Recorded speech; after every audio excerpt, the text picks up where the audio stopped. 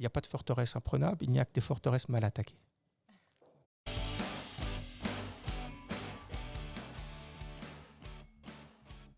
Bonjour à tous, c'est Les Pieds dans l'eau à l'auberge du Père Bisque que nous avons l'honneur de rencontrer Philippe Zavatiero. Philippe, bonjour. Bonjour Anne-Sophie. Merci d'être là. Ce que je vous propose pour initier la discussion, c'est de brièvement vous présenter. Oui, écoutez, je vais être très bref. 59 ans, marié, 3 enfants, grand-père. Et oui, ça arrive. Hein. Même, Félicitations. voilà, directeur général du groupe Electrolux, patron commercial de toute la partie Europe. Voilà, en 3 mots. Et puis je pense que vous êtes plutôt intéressé à savoir comment je suis arrivé là, qu'est-ce que j'ai fait. Et plutôt vous donner, pas des recettes, parce que je pense qu'il n'y a pas de recette miracle, mais enfin d'essayer qu'on échange un peu ensemble pour vos auditeurs, de savoir un petit peu qu'est-ce qu'on peut faire. Complètement, ce qui nous intéresse le plus. Alors la première question, c'est vraiment de savoir qui était Philippe Zavatiero à 15 ans. Alors, à 15 ans, j'étais le fils d'un jeune immigré italien, donc dans l'est de la France, à Metz, hein, puisque je suis né à côté de Metz, un petit village à côté de Metz qui s'appelle... Moi je suis messin aussi. Ah ouais, Moyeuvre-Grande. Voilà, donc moi je suis un pur produit du paternalisme sidérurgique lorrain, puisqu'en fait je suis né dans une maternité de Wendel, j'ai été dans une école de Wendel, je suis grandi avec de Wendel et jusqu'à, on va dire, classe préparatoire, j'ai été nourri grâce à de Wendel. Donc je les remercie parce que on critique beaucoup le paternalisme et c'est quelque chose aujourd'hui qui a à peu près disparu parce que ça fait maintenant, quand vous parlez du paternalisme, ça fait un petit peu has-been, mais bon, à notre époque, c'était quand même quelque chose d'important. Voilà. 15 ans, donc j'étais un élève, on va dire, j'étais pas un élève brillant. J'étais un bon élève, très bon élève, mais j'étais pas un génie, j'étais pas un élève brillant, je bossais. Et en fait, j'avais aussi une passion quand j'étais jeune, que je dois vous dire, c'est que j'étais musicien. Je suis toujours musicien et j'ai donc mené en parallèle, jusqu'à mes 18 ans, pas une double formation, mais en fait 2 cursus en parallèle. Donc mes études classiques, hein, lycée, etc., puis le conservatoire de Metz. Et donc je suis sorti, premier prix du conservatoire de Metz à 17 ans. Malheureusement, souvent on se dit, vous allez me poser la question, pourquoi vous n'êtes pas devenu musicien professionnel ? Parce que quand vous sortez premier prix du conservatoire de Metz à 17 ans, vous êtes fini. Vous êtes trop vieux. J'étais à la Roque d'Enterron là, il y a 3-4 jours et j'ai vu des gens qui sont des extraterrestres. Ils sont prix de conservatoire de Paris, c'est-à-dire 3 fois au-dessus de moi ce que j'ai fait à 12 ans. Voilà, donc j'ai fait ça par passion. Ça m'a beaucoup aidé parce que ça m'a donné, ça m'a donné le sens du travail. Ça m'a appris le détail. Ça m'a appris aussi un petit peu l'abnégation. Quand vous restez des heures et des heures sur un passage que vous n'arrivez pas à faire, que vous répétez, et puis vous dites vous êtes nul, j'y arriverai pas. Et quand vous allez voir votre prof au conservatoire de Metz qui vous dit mais qu'est-ce que tu as foutu pendant toute la semaine, tu n'as rien fait, c'est nul, tu n'avanceras pas, je ne vais pas te présenter. Donc c'était une excellente préparation aux classes préparatoires. Quel instrument du coup ? Piano. Donc voilà, 18 ans, bac C, pas une mention brillante puisque j'ai une mention assez bien. Voilà, pas de mention très bien. Et classe préparatoire. Alors pourquoi classe préparatoire lycée Poincaré à Nancy ? Pourquoi classe préparatoire ? Parce que à cette époque, donc replacez-vous en 79, en fait vous aviez 3 choix. Quand vous étiez bon, vous faisiez classe préparatoire, ingénieur. Quand vous étiez un peu moins bon, vous faisiez classe préparatoire, école de commerce. Quand vous étiez encore un peu moins bon, vous faisiez médecine. Voilà. Il y avait pas. Donc on n'était pas dans le contexte d'hyper-information, de tout ce que vous pouvez connaître aujourd'hui sur les revues, l'étudiant qui vous expliquait tout ça, etc. Non, voilà, il y avait 3 choses. Vous avez le prof de maths qui vous disait, bon, toi, tu iras en classe préparatoire, toi, tu iras en classe HEC, donc tu es moins bon déjà, parce que le top du top, c'était les maths. Et puis, toi, tu es encore moins bon, donc tu iras faire médecine. Et puis, si tu es encore moins bon, tu feras dentiste, pharmacien, etc. Aujourd'hui, avec les informations que vous avez sur les cursus, du coup, on va dire post-lycée, est-ce que vous auriez fait autre chose ? Alors, je vais vous répondre vous allez avoir la réponse toute seule, puisque en fait, après mon école d'ingénieur, donc j'ai fait une école qui est très proche d'ici, puisque j'ai fait l'Institut national polytechnique de Grenoble. Eh bien, j'ai fait une double formation et je suis rentré à l'ESSEC. Donc, j'ai fait une admission sur titre et donc je suis sorti avec le master grande école de l'ESSEC. Donc, votre question, c'est oui. Oui, parce qu'en fait, je me suis rendu compte qu'après avoir fait ingénieur, et j'ai eu, on va dire, à peu près à cette étape-là, beaucoup de stages à cette époque. En fait, j'ai eu 2 stages, j'ai fait 3 stages essentiellement. Un stage dans la métallurgie, pourquoi ? Parce que bon, c'était mon rêve de rentrer dans la métallurgie. Donc là, c'était plus de Wendel, c'était Sassilor, Solac, etc. Mais donc de travailler dans ce qui avait nourri mon père et ce que j'avais vu fumer, les cheminées que j'avais vu fumer pendant des jours et des jours, des semaines et des années, d'aller enfin dans ce lieu sain, de rentrer et de voir ce que c'était que le monde de l'industrie, qui est un monde assez extravagant, surtout l'industrie sidérurgique. Le deuxième stage que j'ai fait, je l'ai fait au CNRS à Bordeaux, donc sur la recherche sur les supraconducteurs, pour vous dire un truc aujourd'hui, quand j'y pense. Et c'est pourtant très à la mode, puisque les supraconducteurs, c'est ce qui vous permet aujourd'hui de faire marcher des ordinateurs de façon très très rapide. Donc à l'époque, je faisais un stage sur supraconducteurs et je suis resté là 6 mois et je me suis dit non, jamais ça, quoi. Jamais. C'était une mentalité de chercheur qui... j'avais pas du tout cette mentalité. Moi, déjà à cette époque, j'avais une ambition. Déjà, je voulais sortir de la Lorraine, je voulais partir de la Lorraine, je voulais faire quelque chose. Quand je discutais avec moi, j'étais entouré de thésards. Alors toi, tu fais quoi ? Moi, ça fait 6 ans que je fais une thèse. Ah bon, 6 ans que tu fais une thèse ? Mais t'en es où dans la thèse ? Ah, mais je suis au début, là.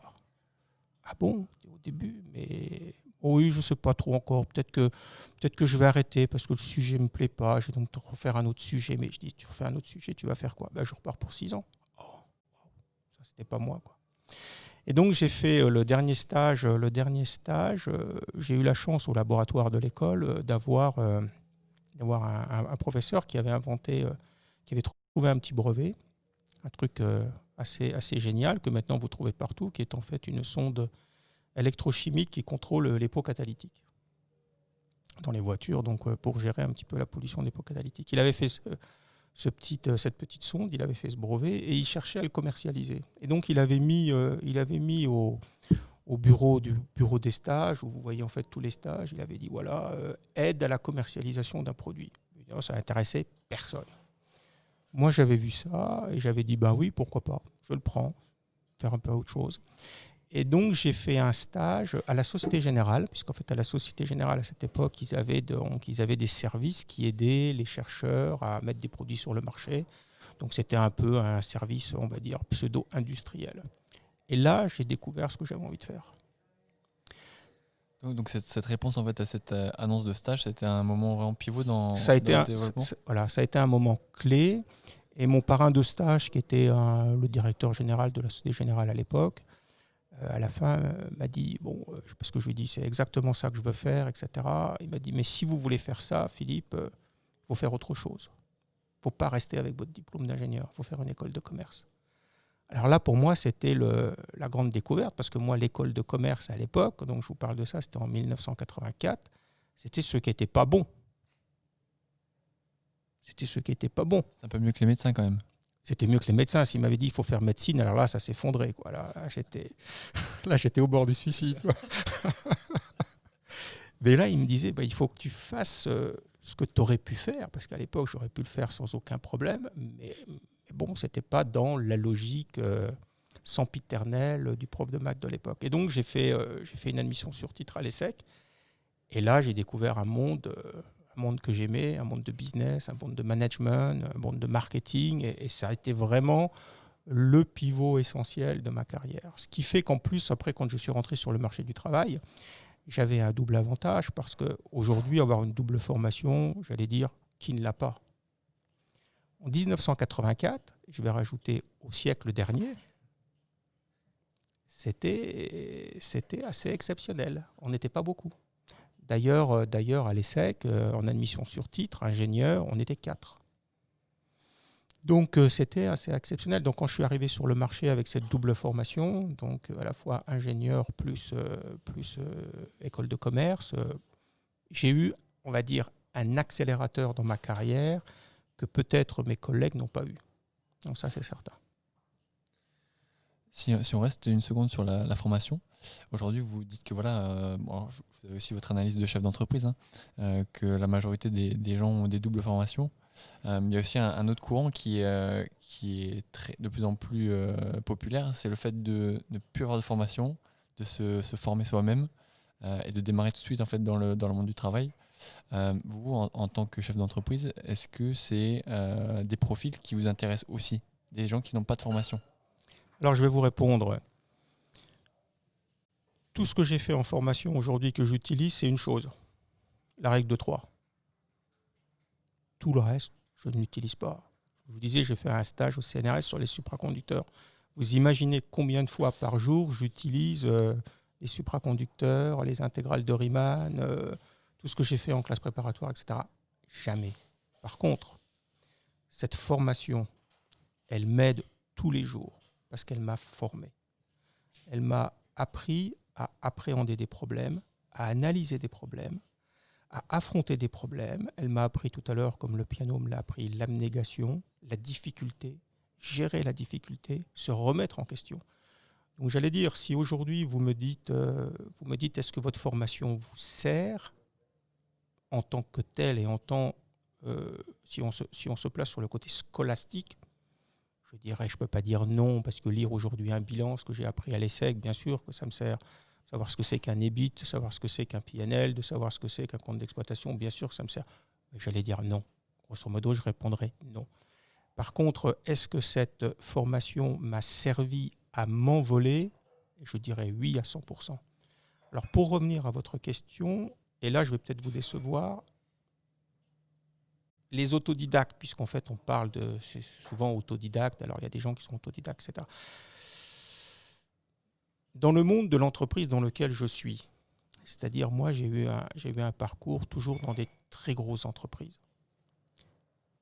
La probabilité de réussir pour un autodidacte dans une très grande entreprise est proche de 0.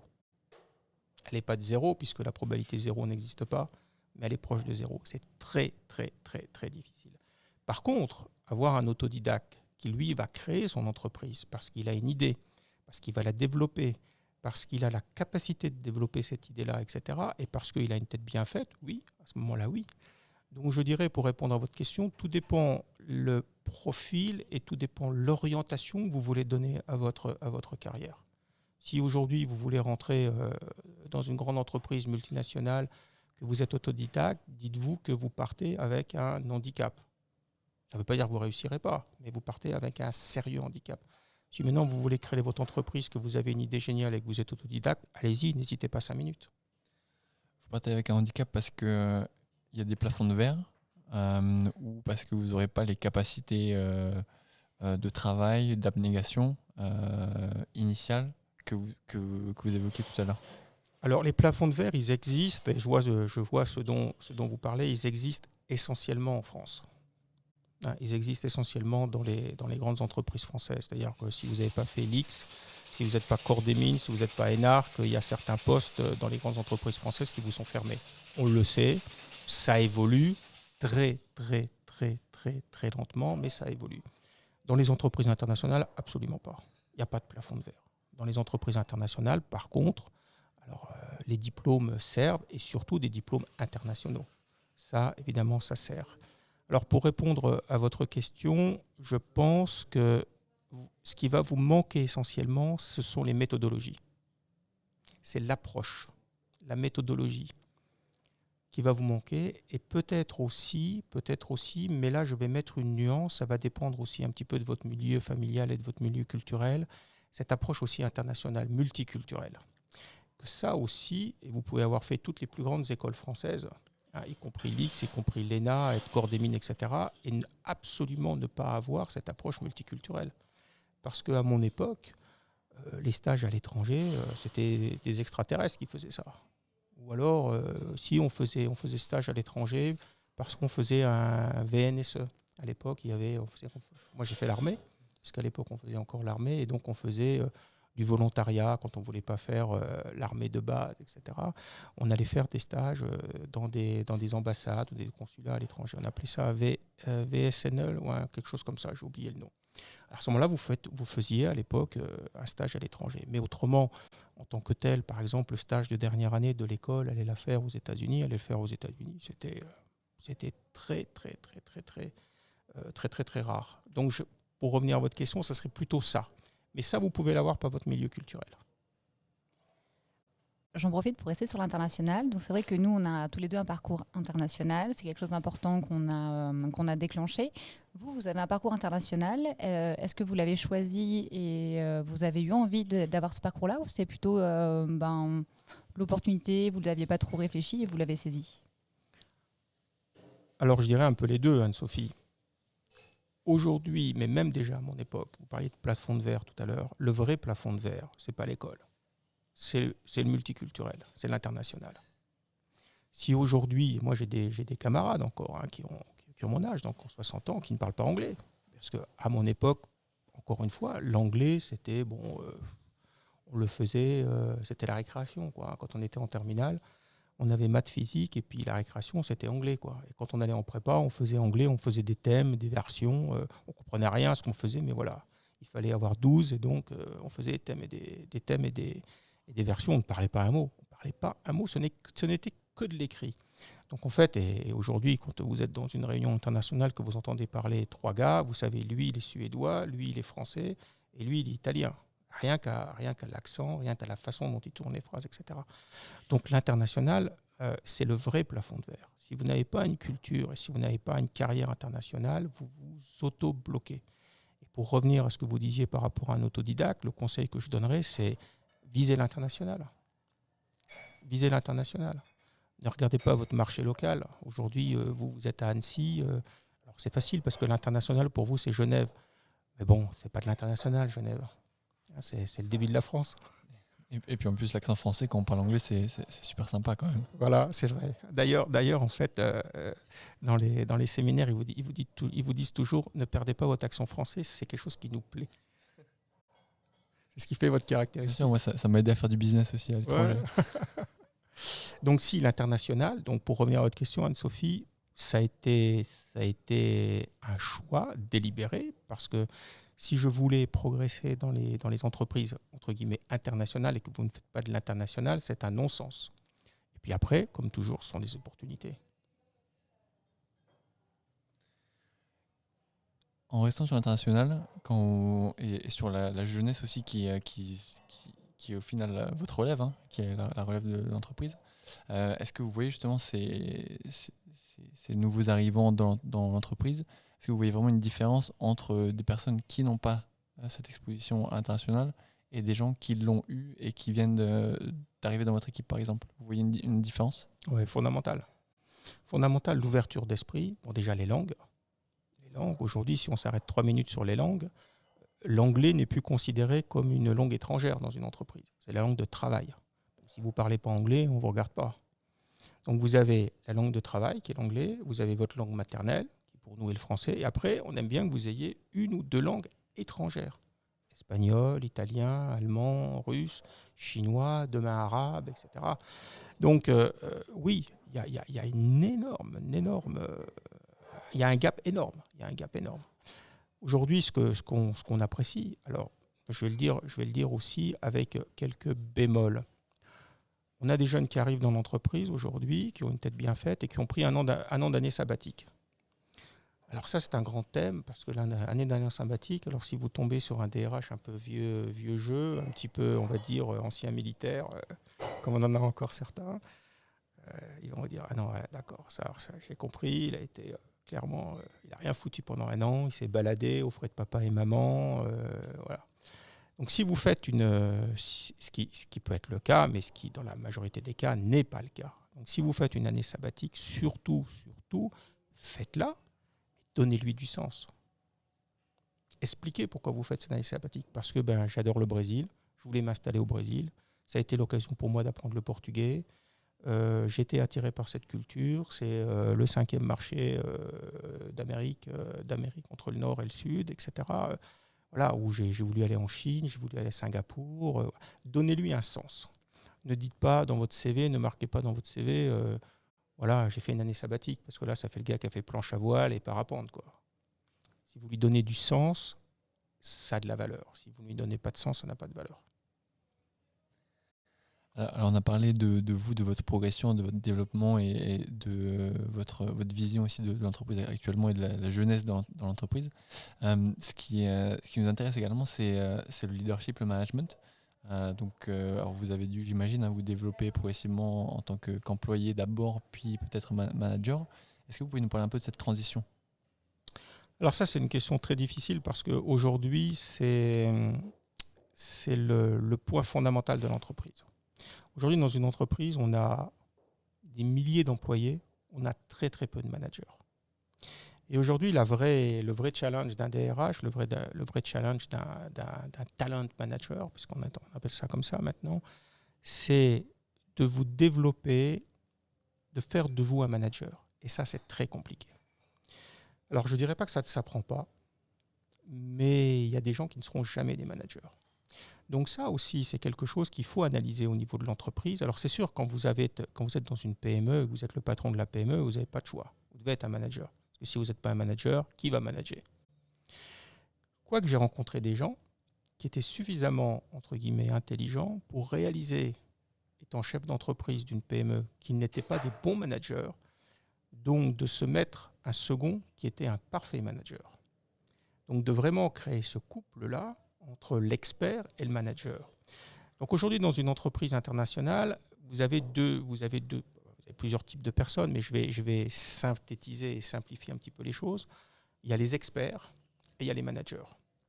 Les experts, il y en a beaucoup plus que des managers.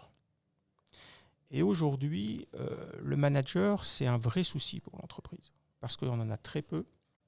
Aujourd'hui, avec les nouveaux systèmes d'organisation qu'on a, avec les organisations qu'on appelle aujourd'hui matricielles, qu'on appelle agiles, par projet, par gestion du projet, etc., on a besoin de managers, on a besoin de gens qui ne sont pas des experts, mais qui savent faire travailler les gens ensemble, qui savent donner du charisme et qui savent transmettre quelque chose.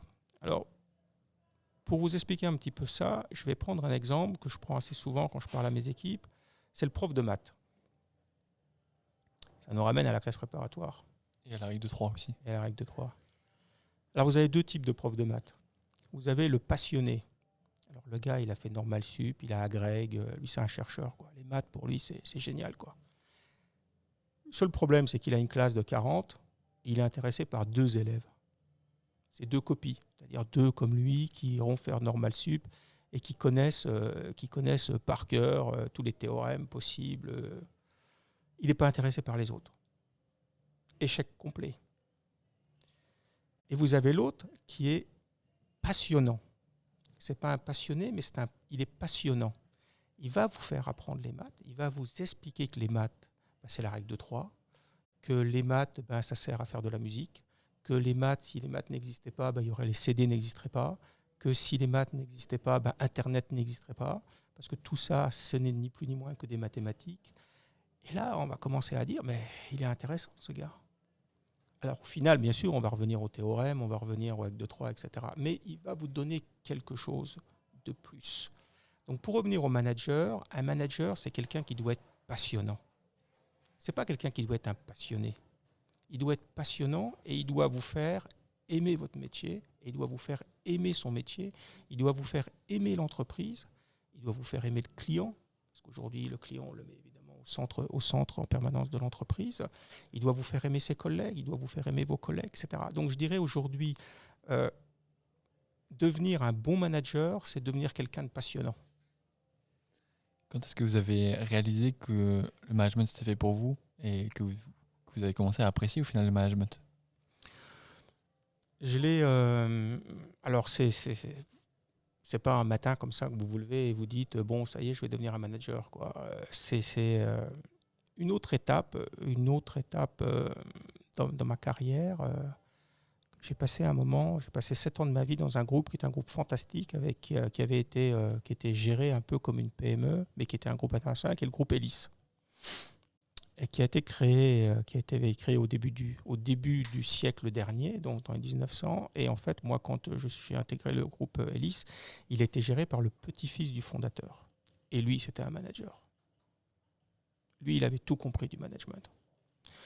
Donc, quand il savait motiver ses troupes, il savait nous expliquer les choses, il savait nous donner des objectifs précis, il récompensait, il punissait aussi, ou je vais dire punir pour ne pas dire un autre terme, mais c'était un vrai manager. Et cette personne-là, qui maintenant est décédée, qui s'appelait Jean Leduc, c'est lui qui m'a vraiment montré ce qu'était le management et qui m'a vraiment fait aimer le management. Dans l'entreprise où j'étais avant, qui était Automobile Peugeot, il y avait des managements, il y avait des chefs de service, etc. Mais c'est pas eux. J'ai pas rencontré de gens qui étaient des grands professionnels du management, si vous voulez. J'ai rencontré par contre quelqu'un qui était, pour moi, le parfait modèle de quelqu'un qui est passionnant, qui était le président de l'époque, s'appelait Jean Boileau. C'était quelqu'un qui vous faisait aimer l'automobile, qui vous faisait aimer le produit automobile. Donc c'est ce passage dans le groupe Elis, où j'étais donc patron de centre de profit, puis après j'ai monté dans la hiérarchie du groupe Elis, et c'est vraiment là que je me suis dit, voilà, le management, c'est ça que je veux faire, et c'est là que j'ai appris, entre guillemets, les règles de management. Parce que les règles de management, malheureusement, c'est pas en faisant des stages que vous le faites. C'est vraiment du quotidien. Il faut se tromper. Il faut faire des conneries. Il faut faire des erreurs. Mais il faut que vous ayez un patron aussi derrière qui vous dise, attends, là, tu as fait une connerie. Mais qui ne vous le dise pas 6 mois après, parce que vous l'avez oublié, vous ne vous rappelez plus. Mais qui soit avec vous, qui soit proche de vous et qui vous dise, voilà, là, c'est pas bien, c'est pas comme ça qu'il fallait le faire. Aujourd'hui, vous avez une très belle carrière, des responsabilités. Est-ce que quelqu'un comme vous, aujourd'hui, a encore des doutes? Et si oui, de quelle nature, sur quel sujet? Et est-ce que c'est peut-être les mêmes doutes qui reviennent? Alors, doute est un mot que je n'utiliserai pas. Je dirais incertitude. Et des incertitudes, on en a plein, tous les jours. Parce que le monde est fait d'incertitudes. Parce que si le monde était fait de certitude, on n'aurait rien à faire. Donc en fait, être un manager, c'est manager l'incertitude. Prenez le cas aujourd'hui du Covid-19. Qui sait comment tout ça évoluera? Personne. Donc aujourd'hui, on manage au quotidien l'incertitude, l'incertain, la probabilité. Donc oui, l'incertitude m'habite. Le doute, non. Parce que douter, c'est vous mettre en difficulté. Est-ce que vous avez des leviers qui vous permettent du coup d'affronter l'incertain finalement avec un peu plus de sérénité parce que vous avez développé des méthodes ou des choses bien à vous qui vous permettent de continuer à avancer? Alors oui, bien sûr, j'ai des archétypes. Alors par exemple, quand je suis avec mes troupes, etc., j'ai 2 vraiment guidelines ou phrases fortes. C'est que il n'y a pas de forteresse imprenable, il n'y a que des forteresses mal attaquées. Ça, c'est le premier archétype, et c'est surtout quelque chose que j'ai appris en classe préparatoire. Et pour revenir un petit peu à la formation, c'est un peu la classe préparatoire. Il n'y a pas de forteresse imprenable, il n'y a que des forteresses mal attaquées. Vous restez des heures sur la première question d'un problème, et puis il faut réfléchir. Vous revenez, vous retravaillez, et subitement, ça vient. Le deuxième, c'est il n'y a pas de situation désespérée, il n'y a que des hommes désespérés. Donc, vous allez rencontrer des difficultés, vous aurez toujours des difficultés. Il y a toujours une solution à vos difficultés.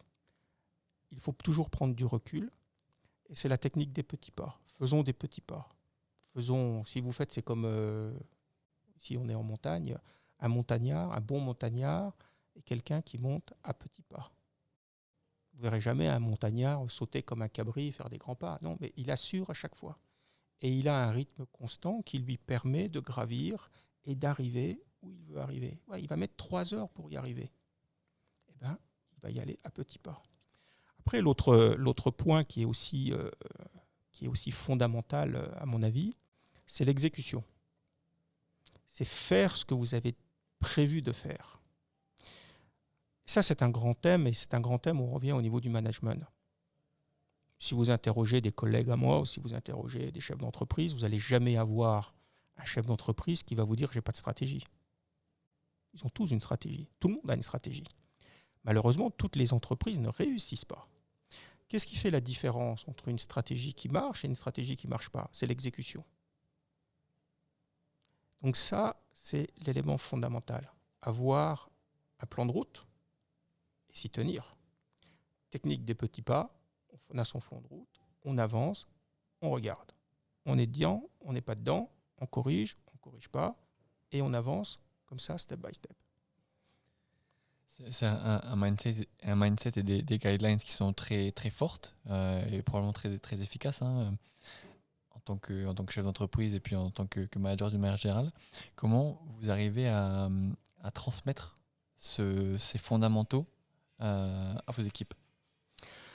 Parce que y a un élément fondamental dans une entreprise, et on est en train c'est ce qu'on fait aujourd'hui, c'est la communication. Dans une entreprise, on souffre de non-communication.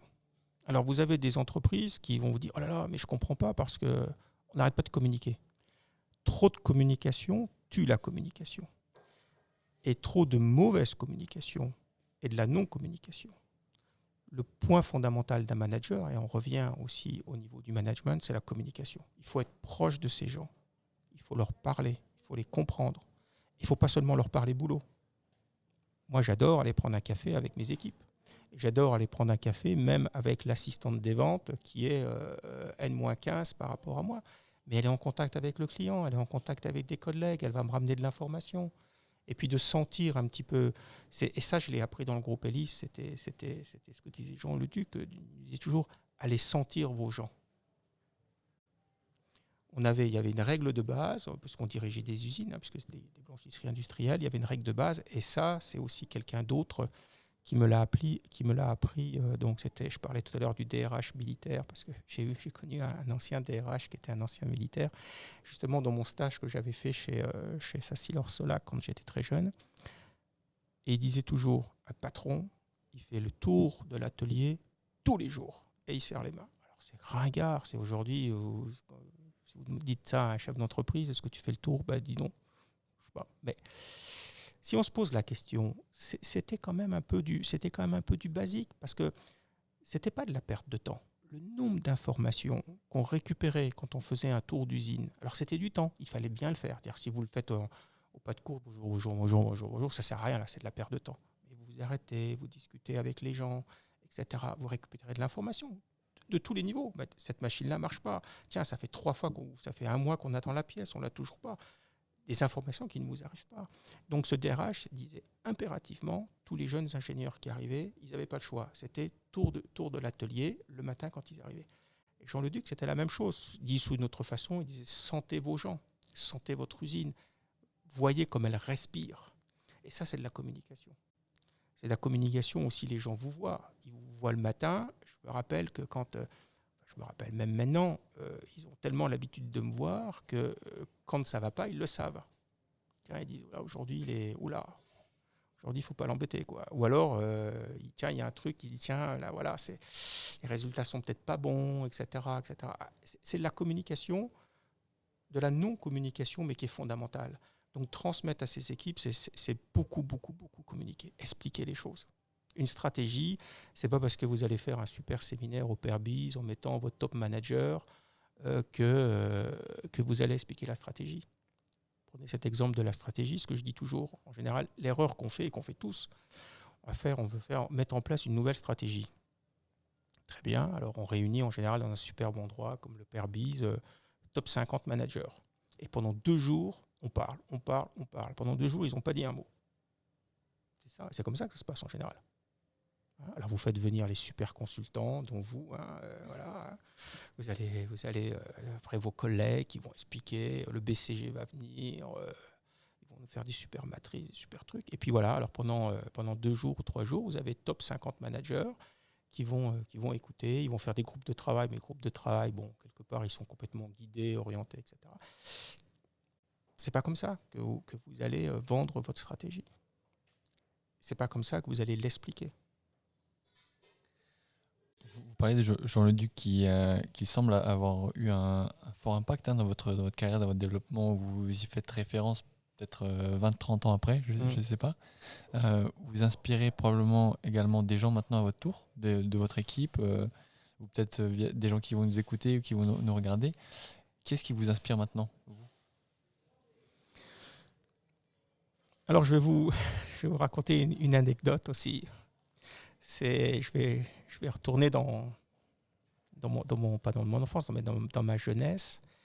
Et justement, quand j'étais chez Sassilor, donc tous les étés, je travaillais pour payer mes études. C'était à l'époque où on travaillait un mois et demi, etc. Donc, descendre dans une mine et savoir ce que c'est qu'un train fer marchand, je sais ce que c'est.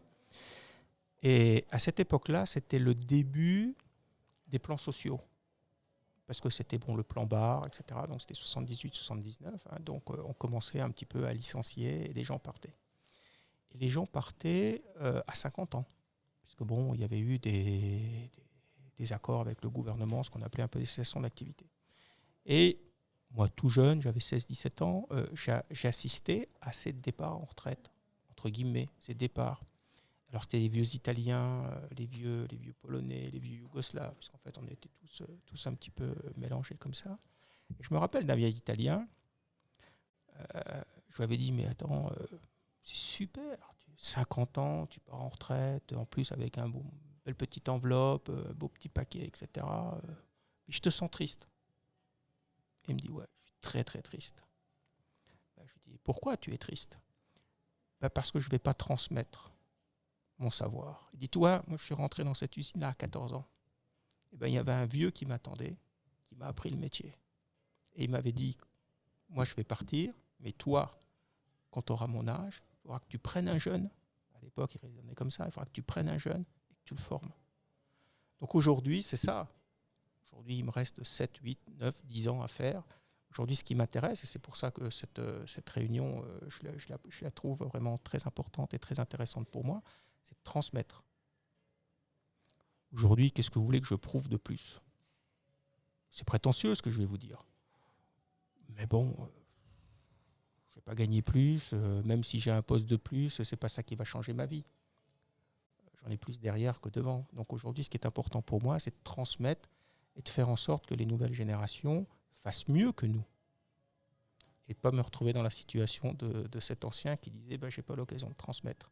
Parce qu'en fait, il ne me donne pas l'occasion de transmettre. J'en profite pour faire un parallèle sur votre vie peut-être plus personnelle.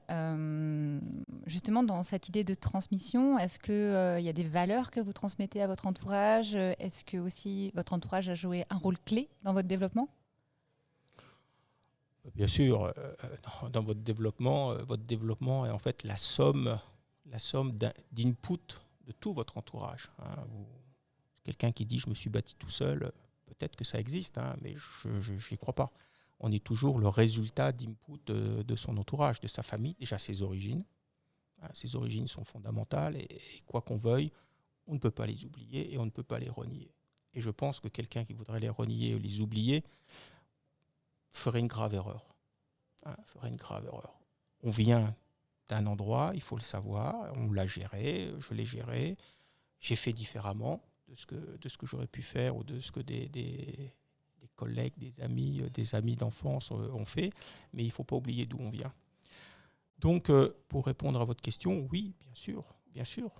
Tout le monde a eu un impact sur moi, j'allais dire. Mes enfants, ils ont un impact sur moi parce que déjà, ils me voient avec une vision que, par exemple, un collègue de travail ne verra pas. Ma femme me voit aussi et est beaucoup plus exigeante que des collègues de travail ou même des fois que mon patron. Donc, si, bien sûr. Je vois leur tourner, donc j'essaie d'avancer. Nous, notre slogan, c'est Chief Your Future, pour le fait de vraiment pour se prendre en main et de définir son propre avenir. Alors, je comprends via ce que vous nous partagez que le vôtre est similaire. Est-ce que vous avez une phrase, au-delà des 2 guidelines que vous nous avez partagées, qui revient incessamment dans votre tête pour vraiment vous poussé à avancer? Faire toujours mieux. Il faut être exigeant avec soi-même.